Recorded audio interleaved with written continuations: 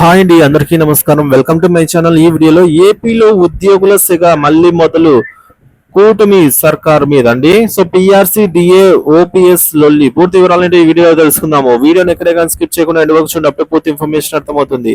Video చూస్తున్న ప్రతి ఒక్కరు వీడియోకి ఒక లైక్ కొట్టండి. అలాగే వీడియోని తోటి ఉద్యోగ పెన్షన్ మిత్రులతో అయితే షేర్ చేయండి.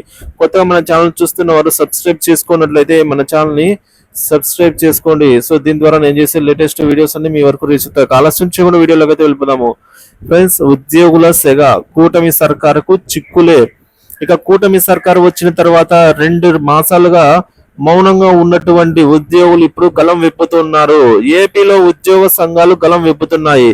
గత 5 ఏళ్లలో ఉద్యోగ సంఘాలు సాధించలేకపోయిన కీలక అంశాలను ఇప్పుడు సాధించుకునేందుకు ప్రయత్నాలు ముమ్మరం చేస్తున్నాయి.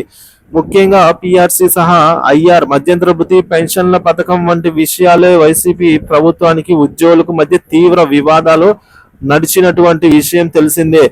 ఈ క్రమంలోనే వైసీపీ ప్రభుత్వంపై అప్పట్లో ఉద్యోగులు నిప్పులు చెరిగారు.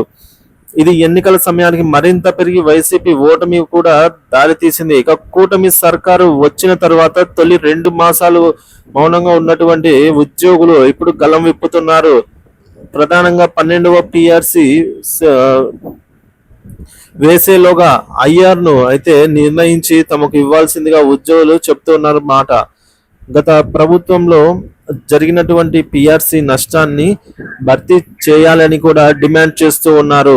రెవెన్యూ, గెజిటెడ్, నాన్ గెజిటెడ్ ఉద్యోగ సంఘాలు ఈ దఫా ఆది నుంచి సర్కారుపై అయితే ఒత్తిడి తీసుకుని వచ్చేందుకు ప్రయత్నాలు చేస్తూ ఉన్నాయి. వాస్తవానికి కొత్త ప్రభుత్వం వచ్చినప్పుడు తొలి 6 నుంచి 8 మాసాల వరకు ఉద్యోగులు సైలెంట్ గా ఉంటారు. కానీ ఈసారి మాత్రం దీనికి విరుద్ధంగా తొలి 3 మాసాల్లోనే ఒత్తిళ్లు ప్రారంభించారు. తమ డిమాండ్లను నెరవేర్చాలని కోరడంతో కూటమి సర్కారుకు ఇబ్బందులు ఎదురవుతూ ఉన్నాయి. ఇదిలా ఉంటే ల్యాండ్ టైటిలింగ్ యాక్ట్ రద్దు చేసిన దీనికి సంబంధించినటువంటి దీనికి ముందు జరిగిన అసైన్డ్ భూముల లావాదేవీలను కూటమి ప్రభుత్వం విచారిస్తున్న విషయం తెలిసిందే. సో అయితే దీనికి బాధ్యులుగా తొలుత అధికారులను పేర్కొంటూ వారిపై చర్యలను ఉపక్రమిస్తోంది.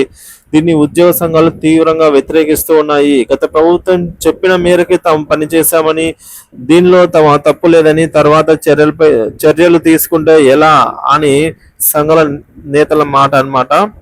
దీనికి తోడు ప్రస్తుత ప్రభుత్వం చెప్పింది చెయ్యాలా వద్దా అన్నది ఈ చర్యలను బట్టి ప్రశ్నార్థకంగా అయితే మారుతాయని, ఇలాంటి కేసులు తమ ఉద్యోగులను భయానికి గురి చేస్తోందన్న సంఘాల మాట. ఇలా అటు ఆర్థికంగా ఇటు సమస్యల పరంగా కూడా ఉద్యోగుల నుంచి ఒత్తిడి పెరుగుతూ ఉండటం గమనార్హము. మరి దీనిపై కూటమి సర్కార్ ఎలాంటి నిర్ణయం తీసుకుంటుంది అనేది సర్వత్రా ఆసక్తిగా నెలకొంది. సో వేచి చూడవలసినటువంటి అంశం. Thank you for watching this video.